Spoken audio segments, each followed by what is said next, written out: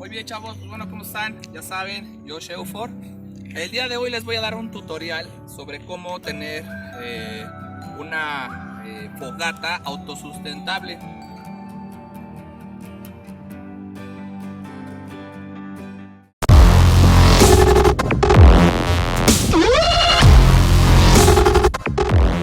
¿Cuántas veces nos hemos ido a dormir a nuestras casas de campaña y pues realmente hace mucho frío en esas zonas, media montaña, donde luego pues la verdad es que sí, el frío está muy cañón la temporada? Entonces si el momento se presta, pues bueno, les voy a enseñar cómo hacer una fogata autosustentable. Es decir, tú te puedes ir a dormir y la fogata se va a seguir alimentando.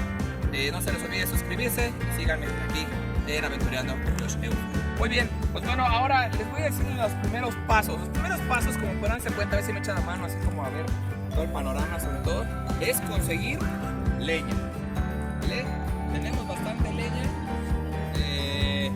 Pues la primera leña, ahorita vamos a hacer por pasos todo. Les voy a enseñar por acá. Primero la yesca, ¿vale?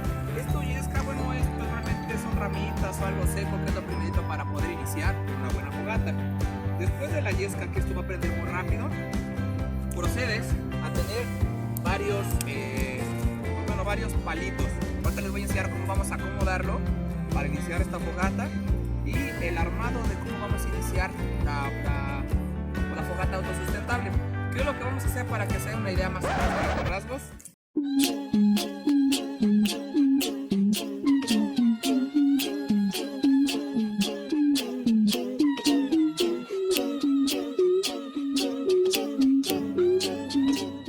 Vamos a clavar dos especies de troncos y vamos a poner como una especie de cama, ¿sabes?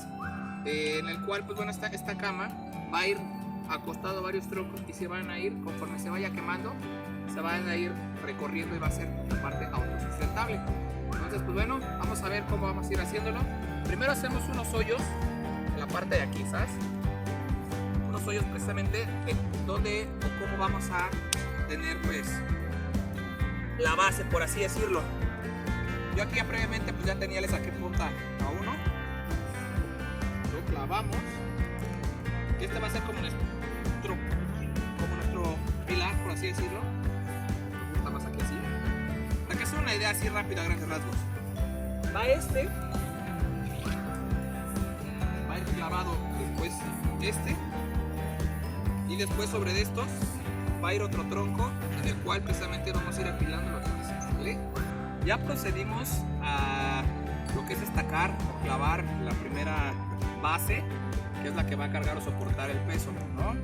Ahorita tomamos o encontramos otra tramo, otro pedazo de tronco, que es el que va a ir, precisamente va más o menos a esta altura. Van a ser dos, ponemos otro igual precisamente, y aquí donde se van a ir poniendo todos los demás tronquitos, ¿vale? Entonces pues más o menos yo medí una distancia. Yo de hecho inclusive ya llevo rato ahí cortándole para tratar de ahorrar tiempo en el video.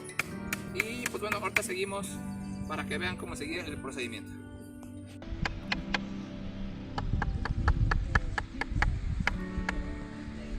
Bien, para poder clavar así como ven esta parte, es importante poderle sacar a nuestra base un poco de punta, para que precisamente a la hora de clavarlo sea más fácil, ¿no? De aquí ya más o menos previamente ya medí mi estructura, más o menos ya vi cuánto tamaño va a quedar. Entonces obviamente calculándole que vamos a meter este espacio, va a quedar como exacto del otro, ¿vale? Entonces si lo puedes clavar y entra de volada así, bien. Si no, no pasa nada, precisamente agarras con tu mismo cuchillo, haces como una especie de soporte, cavas. Y bueno, después una vez que termines, clavas y ya va a quedar nuestra estructura montada. Quedaría más o menos algo, por así decirlo, algo así. Bien, ya procedimos a clavar el segundo poste, por así decirlo. Y obviamente la otra parte, que va a ser el otro soporte, donde vamos a ir rodando aquí los troncos.